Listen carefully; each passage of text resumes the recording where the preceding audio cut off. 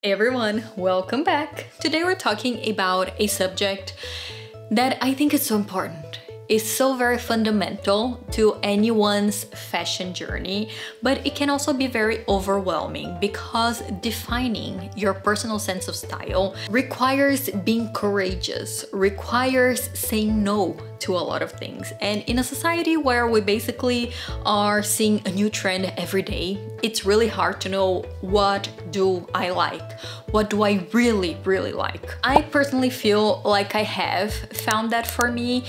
It's not bulletproof, it's not perfect, but I do think that by having this more specified personal style, I get a much easier time shopping, getting rid of clothes, kind of ignoring certain trends. It's been a while since I've looked back at pictures and thought, gosh, what was I thinking? So today I'm going to share with you 4 tips on how you can journey this process, and I will give you a few examples. You guys know that I am very partial to the classic, kind of ladylike, feminine, timeless, elegant aesthetic. That is just something that I love. So the examples will sort of cater to that, but they can be adapted to any type of style that you prefer. So don't feel like these tips wouldn't work for you. They totally do. Beginning with the most fun, in my opinion, which is defining what inspires you.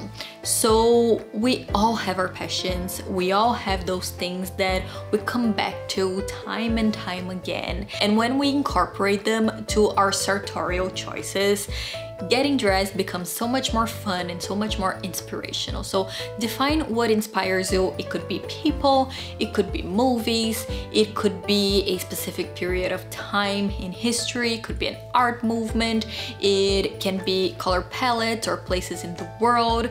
Just try and really analyze that and select what truly makes your heart sing. Something that you could do to make it a visual guide would be to create a mood board. Now, I love myself a mood board, okay?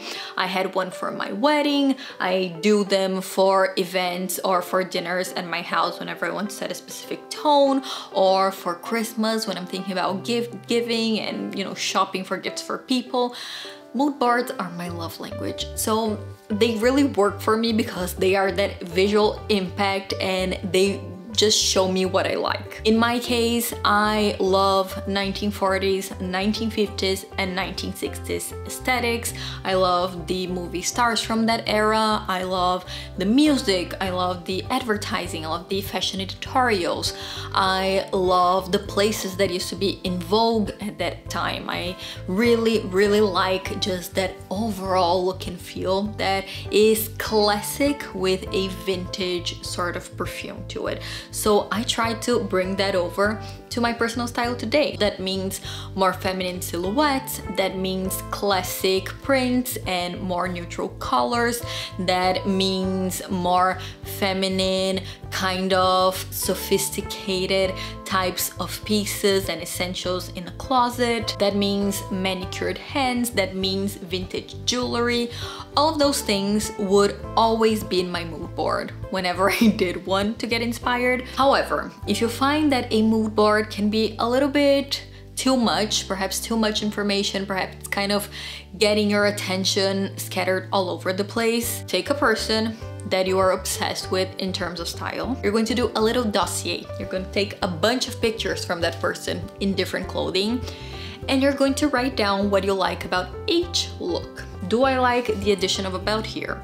Do I like this color combination? Do I like the way she wore her hair with her earrings?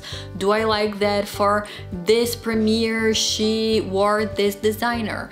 Do I like her posture and kind of the way she's posing on this picture? Read those notes and you will kind of see the points that you can simply imitate.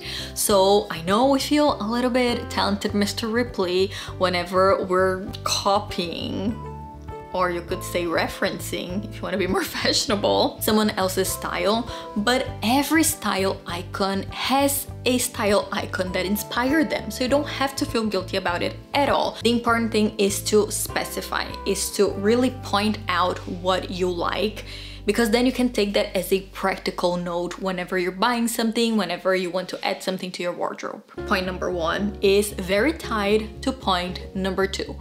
What are your non-negotiables? Because whereas point number 1 is all about creating the fantasy, you know, having as many references as you can, point number 2 will be your limiting factors, will be your more realistic type of brain that will say, okay, I love this ball gown, but I've never been to a ball in my life, so that is not practical for me. This could be a matter of modesty, so perhaps you don't like to show certain parts of your body. This could be a matter of wanting to enhance certain aspects of your figure and of your features. This could be perhaps more environmental factors, such as the climate where you live, such as the activities that you have to do during the day.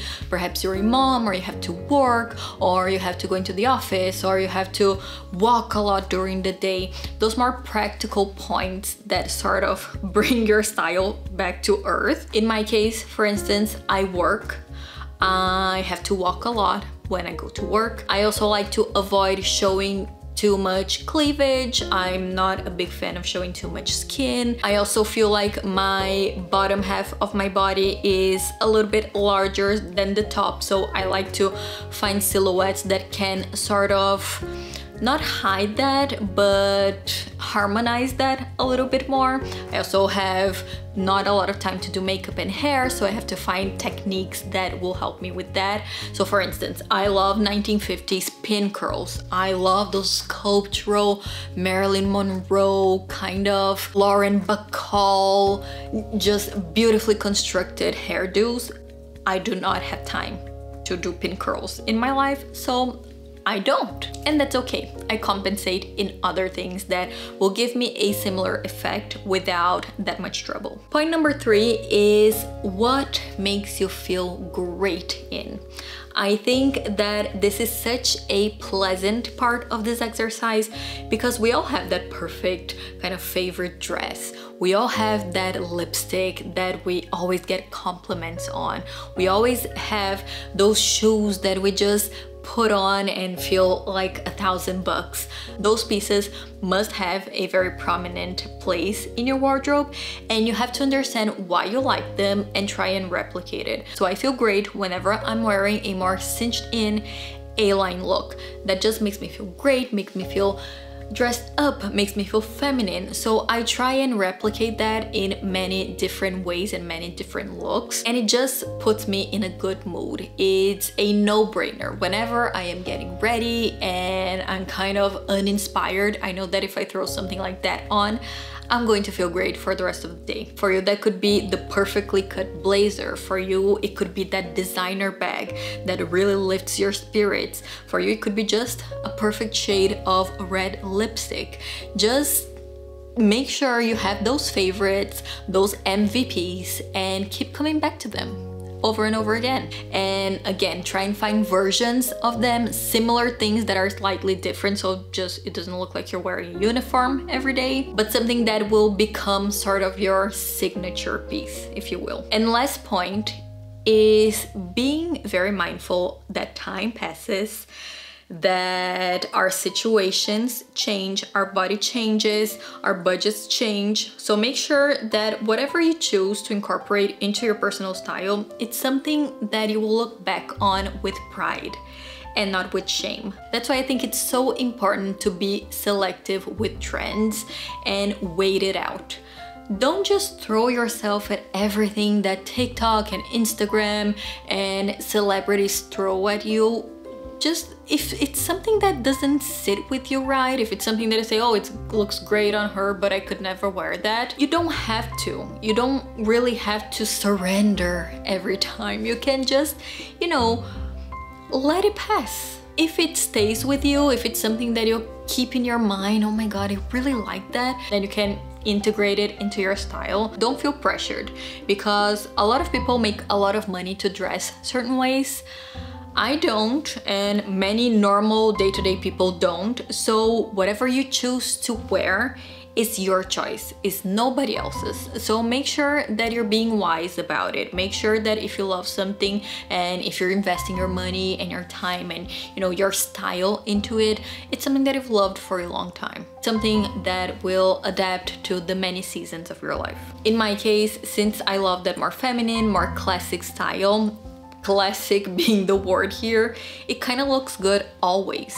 But maybe if you like something a little bit more edgy, a little bit more minimalist, or perhaps something more intricate, more goth or more romantic, maybe have those elements in your wardrobe through a few pieces, but make sure that your base pieces, so the most essential items, building blocks of your closet, are classics, are things that fit you properly, are silhouettes that have been tried and true, things that you feel good in, and then you can play around that a little bit, but don't be a victim to trends. This is it, everyone. Hopefully you found this helpful. I tried to simplify everything. Of course, finding your personal style is not that simple. It takes experimenting, it takes a little bit of courage, it takes being disciplined. It's also something that might take a few years to perfect and to really, get right. But I just thought I'd share with you the things that I have done in my life to find my personal style that I feel like have been effective and that have been truly helpful.